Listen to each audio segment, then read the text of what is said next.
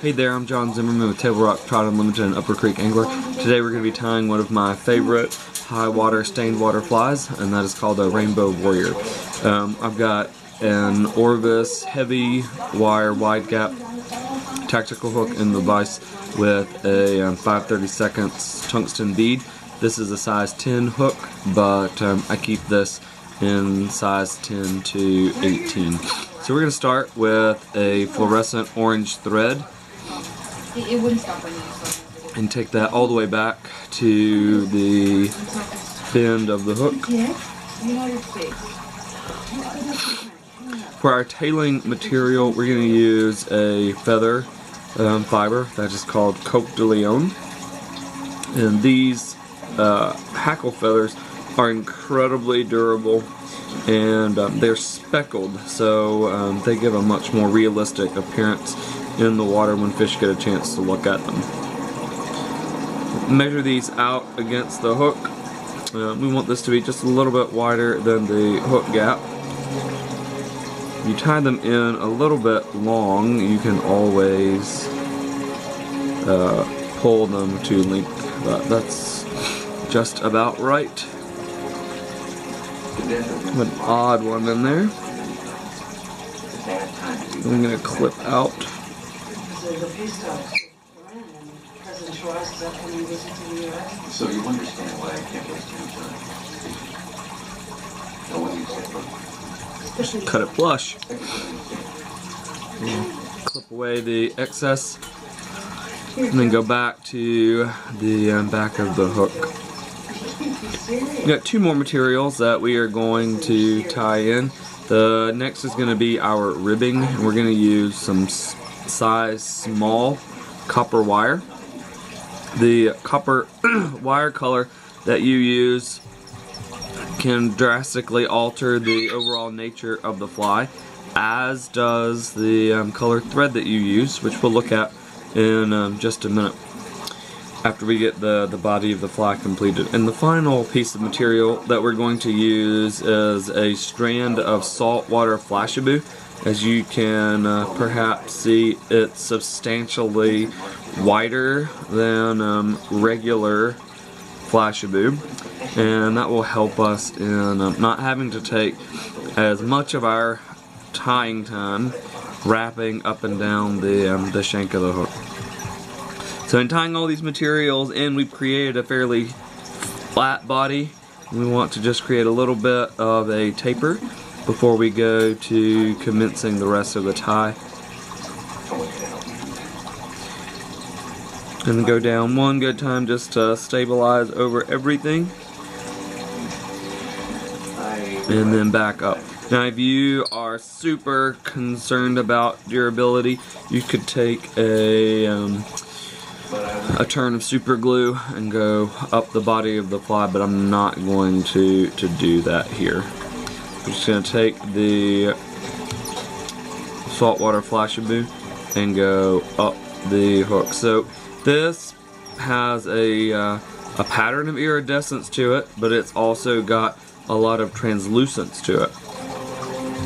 So it's going to shine, but it's also going to give way to the underbody.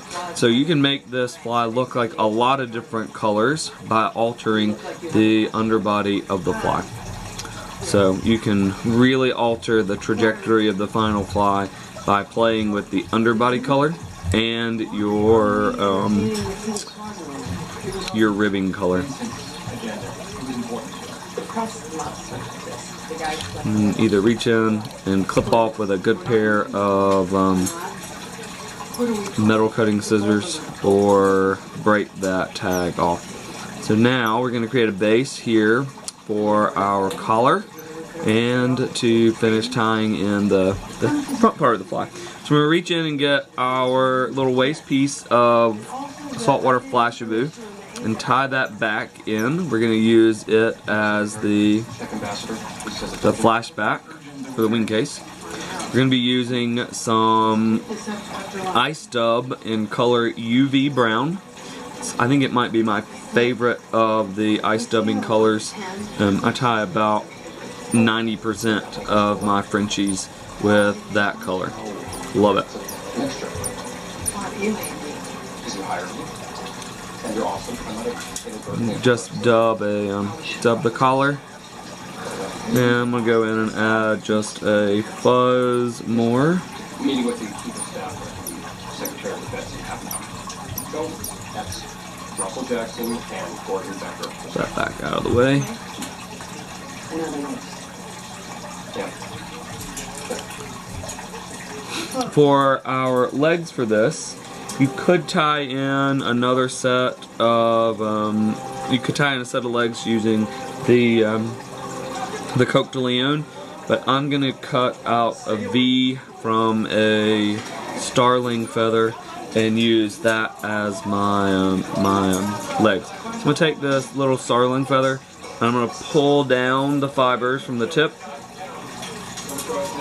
I'm gonna cut that tip out, and now I've got a V of feathers. I'm gonna lay the V right at the head of the bead here.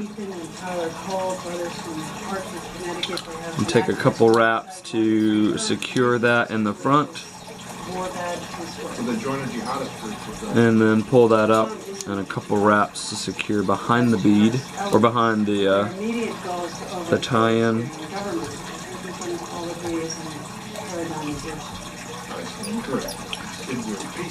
Print those down. Now all we're gonna do to finish this is pull our flashback over. Where does this come from?